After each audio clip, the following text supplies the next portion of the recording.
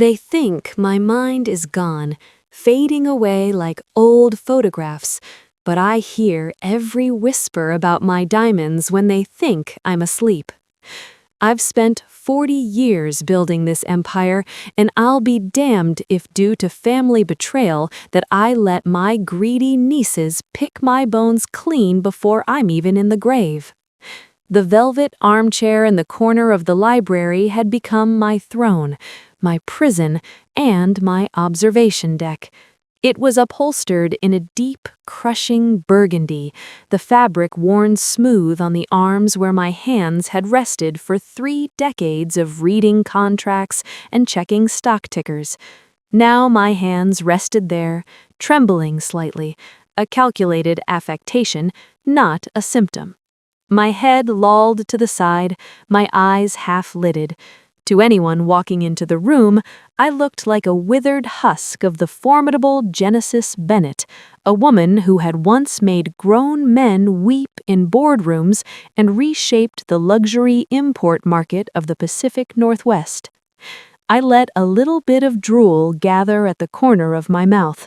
It was undignified, disgusting, and entirely necessary. The heavy oak door creaked open. I didn't flinch. I didn't react. I stared blankly at the dust motes dancing in the shaft of afternoon sunlight, keeping my breathing shallow and rhythmic. "Is she out?" The voice was sharp, polished, and lacked even a shred of warmth. It was Lila Wood, my sister's daughter, my niece, the girl I had paid tuition for, whose first car I had bought, whose credit card debt I had quietly erased more times than I cared to count. "She's been staring at that wall for an hour, Lila. The nurse said she didn't even recognize the spoon at lunch." That second voice was younger, a friend of Lila's, or perhaps a distant cousin I'd stopped keeping track of. But Lila was the ringleader. I felt the vibration of her footsteps on the hardwood floor. She walked with the heavy, confident stride of someone who already believed they owned the place. "Good," Lila muttered, stopping just inches from my chair. I could smell her perfume, something expensive and floral that barely masked the scent of her ambition. "We need to find the key, and we need to find it before the weekend. Turner is coming for dinner on Sunday, and if I can't produce the appraisal documents from the safe, he's going to stall the power of attorney again." "Are you sure the diamonds are even in the house?" the other voice whispered. "She never trusted banks with the Bennett Blue collection," Lila hissed, leaning down. Her face was close to mine now. I kept my eyes unfocused, staring through her, thinking about a grocery list, thinking about the texture of the wallpaper, anything to keep the rage from sharpening my gaze. "She always said, if you can't hold it, you don't own it. The old hag is sitting on $10 million of uncut stones, and she's too busy drooling to know I'm about to save her the trouble of losing them." Lila reached out and patted my cheek. It was a condescending, hard pat. "Auntie Jen? You in there?" I let out a soft, confused moan and shifted my weight, mumbling a nonsense word. "Potato, the rain." Lila straightened up, laughing softly. "Gone. Completely gone. Start searching the desk drawers again. Look for a false bottom. I'm going to check her vanity upstairs." They left the room, leaving me alone with the dust motes and the burning, cold fire in my chest. I had built Bennett Imports from a single shipping container of textiles in 1984. I had navigated recessions, trade wars, and the death of my beloved husband, William. We had no children of our own, a tragedy that had once felt like a hollow ache in my chest. In my foolishness, I had poured that maternal love into my nieces and nephews. I thought I was building a legacy of family. I didn't realize I was raising sharks in a decorative pond. The charade had begun 6 months ago. I had forgotten a name at a dinner party, a simple slip of the tongue, the kind that happens to anyone over 70. But I saw the look Lila exchanged with her brother. It wasn't concern, it was opportunity. They started talking over me. They started making decisions for me. So I decided to give them exactly what they wanted. I retreated. I stopped correcting them. I let my sentences trail off. And as my mental state declined, their filters evaporated. They spoke freely in front of me, planning the dismantling of my life, the sale of my home, and the theft of the Bennett blue diamonds, the crowning jewel of my collection, stones I had intended to donate to the museum in William's name. The door opened again, softer this time, a different gate, hesitant, respectful. Auntie Genesis? My heart squeezed. This was the hardest part. Louis Scott. He was my grandnephew, a boy with soft eyes and a backbone of steel that he rarely showed. He was the only one who didn't look at me like a walking bank account. I maintained the mask. I had to. If Lila knew I was lucid, she would find a way to medically sedate me or have me institutionalized before I could spring the trap. She was dangerous because she was desperate. Her gambling debts were a rumor in the city, but a fact to me.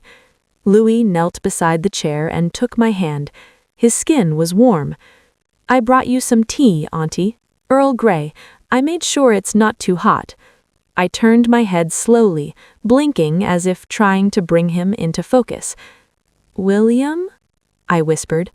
Louis sighed, a sound full of sorrow. No, Auntie, it's Louis. William's been gone a long time. Oh, I said, letting my voice crack. The train is late. Here, he said gently, lifting the cup to my lips. Just take a sip. I drank. It was perfect, just the right amount of lemon. I don't know what to do, Auntie, Louis whispered, thinking I couldn't understand him. He looked over his shoulder at the open door, ensuring we were alone. If you are enjoying the story, please like and subscribe. Also, please comment, as your feedback helps to improve the stories coming. Lila is pushing hard. She's bringing Mr. Turner over on Sunday. She wants to invoke the competency clause in the trust. She says she's going to put you in a home, a facility in the state capital. His voice trembled. I tried to stop her. I told her you were happy here. She told me if I didn't shut up, she'd cut me out of everything. He squeezed my hand. I don't care about the money. I just don't want you to be alone in some sterile room. But I don't have the power to stop her. She has the medical reports. She paid that doctor off. I know she did. It took every ounce of my willpower not to squeeze his hand back, not to pull him close and tell him to be patient. Hold on, Louis, I thought, just a few more days. I'm going to talk to Turner, Louis vowed, standing up. I don't care what she does to me. I won't let her steal your house. He left the room, taking the teacup. I watched him go, pride warring with guilt.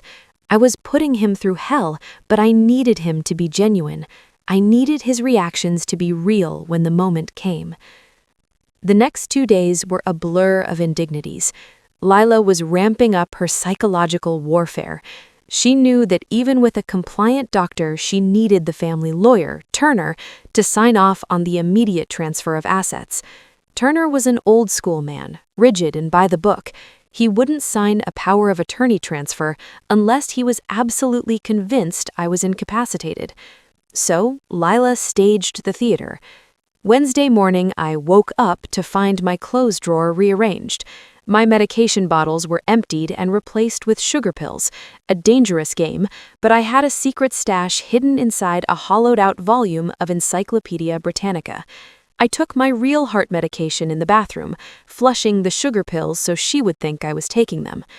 Wednesday afternoon, she sat across from me in the solarium. "Aunt Genesis, where is the key?" she asked, her voice sickly sweet. "The little brass key for the blue velvet box?" I stared at a potted fern. "The birds are hungry." "Focus!" She snapped her fingers in front of my face. "The key. If you don't give it to me, the bad men are going to come and take it. You don't want the bad men to take William's things, do you?" Fear. That was her tool. She was trying to scare a demented woman into compliance. "William," I whimpered, shrinking back into the cushions. "Yes, William is very disappointed in you," Lila said, leaning back and crossing her arms. He told me you're being a bad wife, losing his things." The cruelty was breathtaking. It was fuel. I stored away layer by layer, letting it harden my resolve. Thursday was worse. I heard Lila on the phone in the hallway. I had managed to shuffle to the door, leaning my ear against the wood. "Yes, the buyer is lined up," she was saying. "No, don't worry about provenance. I'll have the power of attorney by Sunday night. Monday morning, I clear out the safe. We sell the stones loose. No paper trail. I need that $3 million by Wednesday or the loan sharks are going to break my legs. Yes, I know. Just be ready." She wasn't just greedy. She was in deep.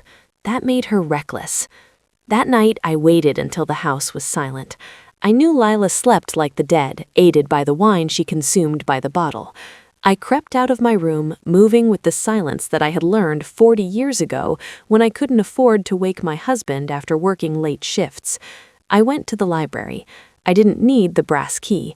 I knew the combination to the wall safe behind the portrait of the fox hunt.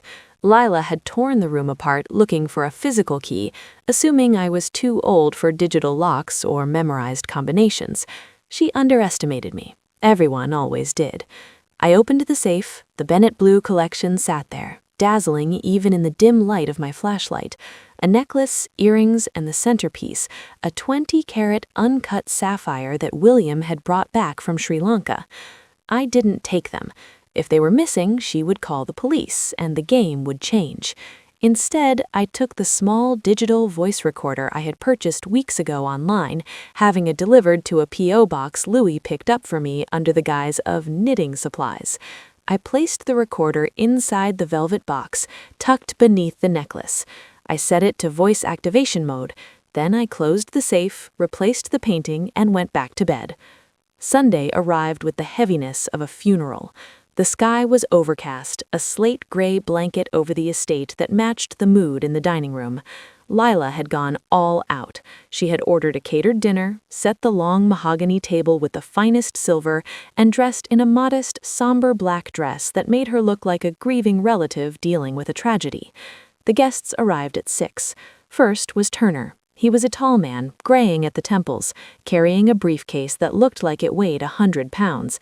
He looked uncomfortable. He had served my husband and he had served me, and I could see the distaste in his eyes as Lila greeted him with a kiss on the cheek. "Thank you for coming on such short notice, Mr. Turner," Lila said, her voice dripping with faux humility. "It's just, the situation has deteriorated so rapidly. We need to secure the assets for her own care." "We will see, Lila," Turner said stiffly. "I need to speak with Genesis." "Of course, though I'm afraid she's having a very bad day. She barely recognizes her own name." Next came the witnesses Lila had scraped together, a notary I didn't recognize, likely paid extra for Sunday hours, and Dr. Evans, the physician Lila had found after firing my longtime doctor. Evans was a sweaty man who couldn't make eye contact.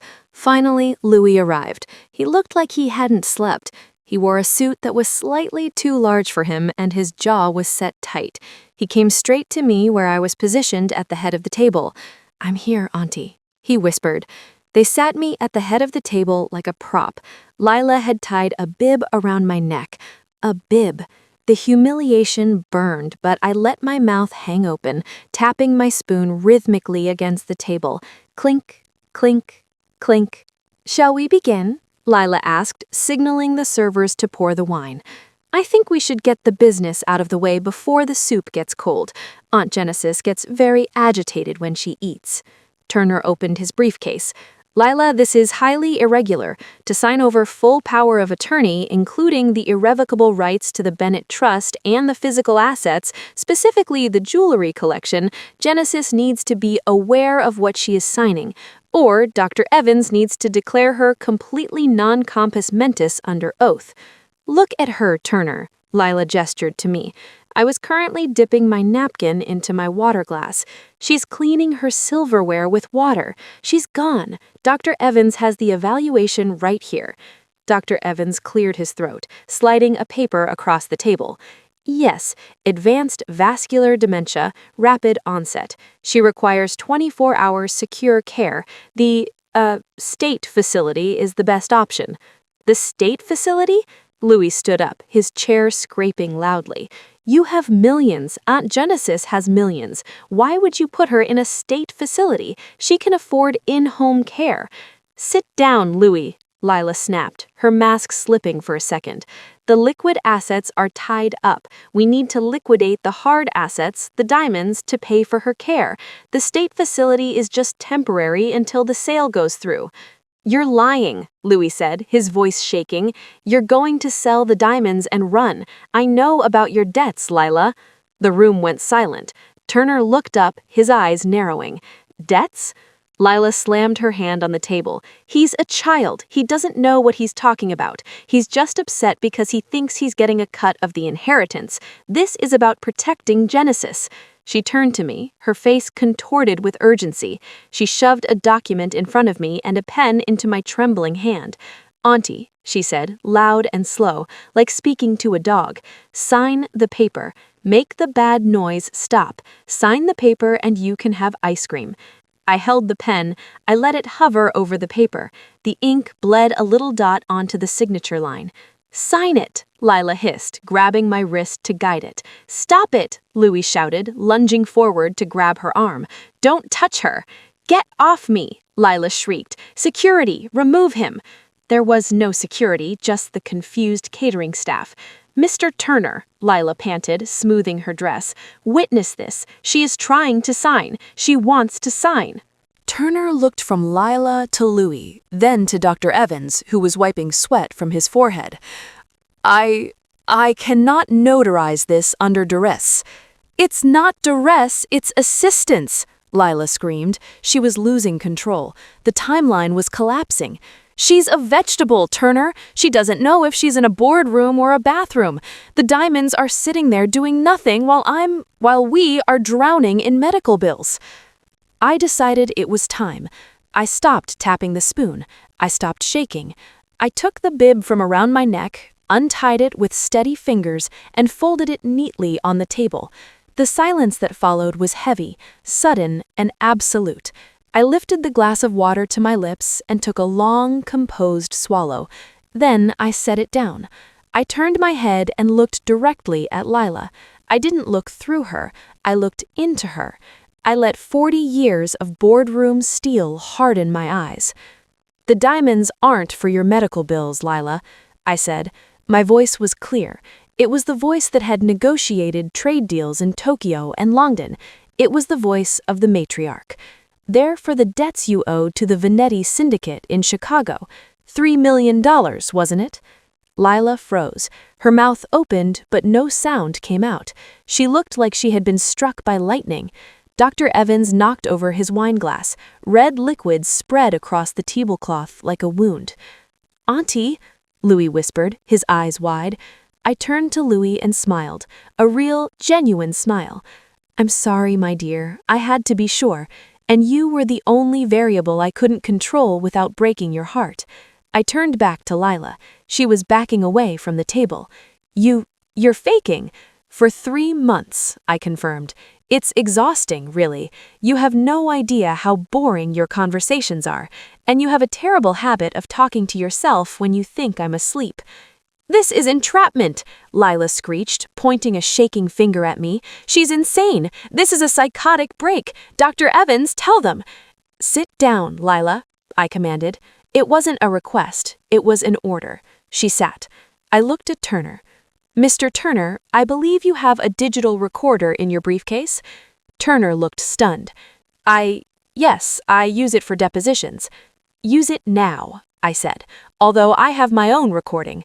I reached into the pocket of my cardigan, the oversized grandmotherly cardigan I had worn for weeks, and pulled out the small device I had retrieved from the safe earlier that afternoon, just before the dinner. I placed it on the table and pressed play. Lila's voice, tinny but unmistakable, filled the dining room. The old hag is sitting on $10 million of uncut stones. Monday morning, I clear out the safe, we sell the stones loose, no paper trail. Surely the doctor can overdose her slightly, just enough to make it look like heart failure after the papers are signed. The recording cut off. The silence in the room was deafening. Even the servers had stopped moving. I looked at Dr. Evans. Conspiracy to commit murder or just fraud? I imagine the medical board will be very interested in your diagnosis of my advanced vascular dementia, given that I completed the Sunday Times crossword puzzle this morning in pen while you were in the bathroom. Dr. Evans stood up so fast his chair fell over. I was misled. I need to leave. Sit, Turner barked. The lawyer was no longer confused. He was in his element. He pulled out his phone. Nobody leaves. I'm calling the police. Lila's face had gone from pale to a mottled, angry red. You old witch, she spat. You manipulated me. You led me into this. I revealed you, I corrected calmly. I gave you a blank canvas, Lila, and you painted your own greed all over it. You could have cared for me. You could have been kind. If you had come to me with your debts, I might have even helped you for your mother's sake. But you wanted it all, and you wanted me dead to get it. I stood up. My knees ached. That part wasn't fake, but I stood tall. Louis, I said. Yes, Auntie. He was crying, tears of relief and shock streaming down his face. Escort your cousin to the front porch to wait for the authorities. She is no longer welcome at my table. Lila lunged. It was a desperate, animalistic move. She reached for the steak knife on the table, but Louis was faster. He didn't strike her, he simply stepped between us, grabbing her wrists with the strength of a man defending the only family he had left. He twisted her away, marching her toward the door. She screamed, a stream of obscenities that peeled the paint off the walls, cursing my diamonds, cursing my name, cursing the grave I wasn't in yet. When the front door slammed, the room settled. Turner exhaled a long breath. He looked at me with a mixture of fear and admiration.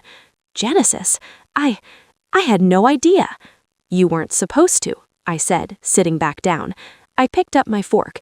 If you had known, you would have been a terrible actor, Turner. You have too much integrity.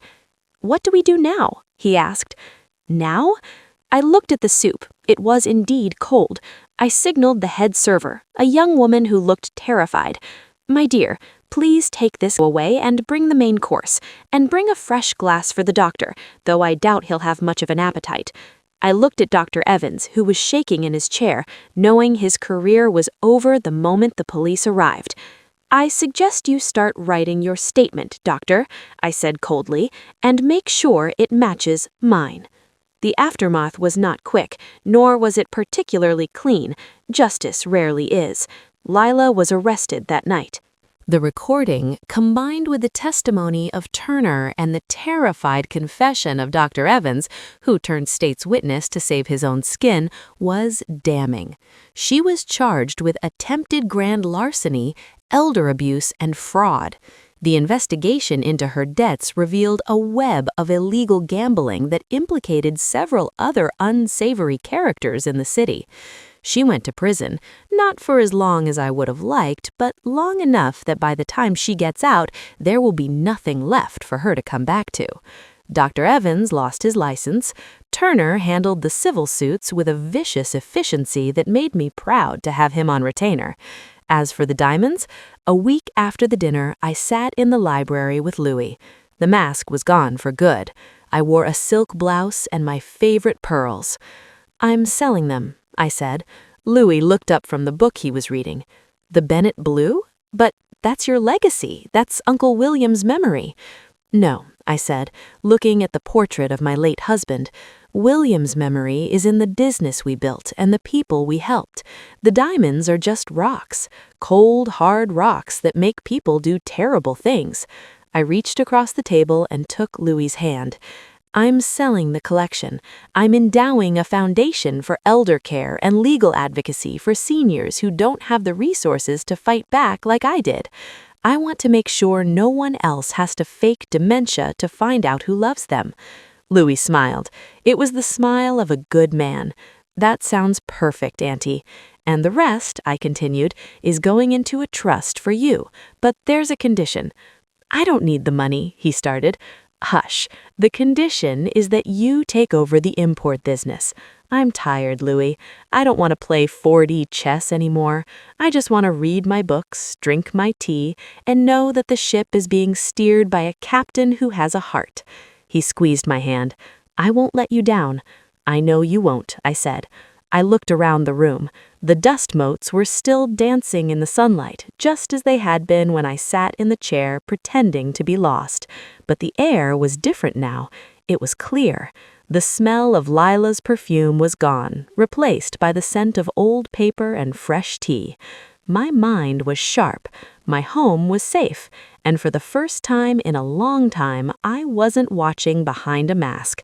I was just Genesis Bennett, and I was exactly where I was supposed to be.